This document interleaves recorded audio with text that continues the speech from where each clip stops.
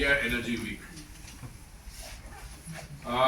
Most of you here are familiar with the previous editions of the India Energy Week. I've seen you around, many of you in the earlier 3 editions.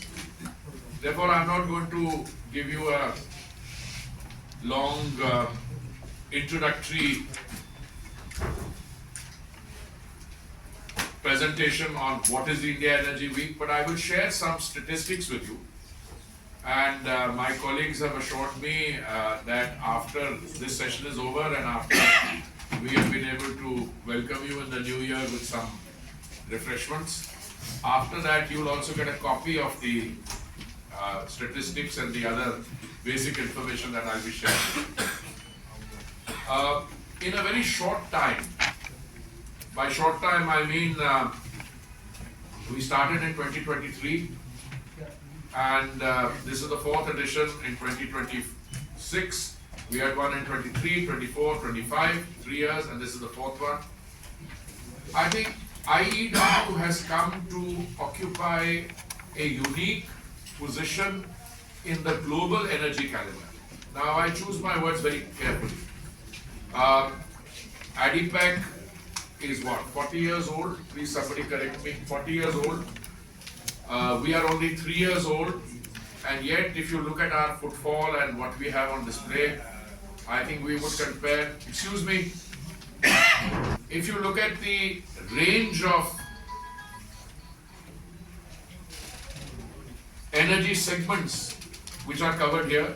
Why do I say this? Because gas tech only deals with the gas energy sector. ADIPEC, which is the largest I think, which is 40 years old, deals with crude oil, petroleum, diesel and so on.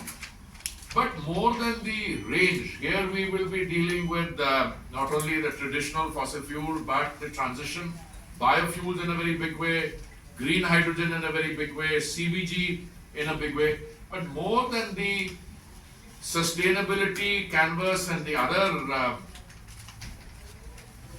areas, what is unique about IEW is it brings together a very large number of people who are entrepreneurs, who are part of the innovation industry. Forgive me for using the word industry when it comes to innovation, because they are now a force in themselves.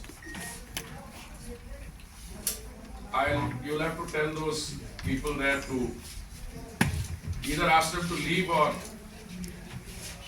sorry, my apologies, because I know some of you are recording this, so it's very unfair on you if we have people getting excited about the refreshments.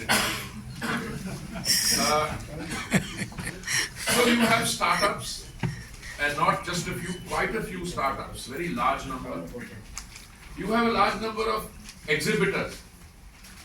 And I remember I took the Honorable Prime Minister once, I think it was the first IEW in Bangalore.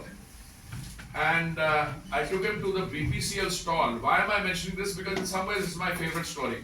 That is in the immediate aftermath of the Prime Minister announcing from the ramparts of the Red Fort when he was addressing the nation that we will be following green energy, not just green energy, green hydrogen in mission mode. And I took him to the BPCL stall, and lo and behold, BPCL had an indigenous electrolyzer on display there. And this was in collaboration with BARC. And I was familiar with that technology because in the earlier life I used to be a civil servant and I was in the defense ministry. I don't know that we were using that technology in our submerged platforms or submarines to produce oxygen for the crew in a submarine. So they adapted that technology to make an electrolyzer. And the success of green hydrogen, as you know, depends on abundant availability of low-priced solar energy, which in India's case is understandable because we brought the price per megawatt down from, I think, 25 cents to 3 cents, and you need electrolyzer.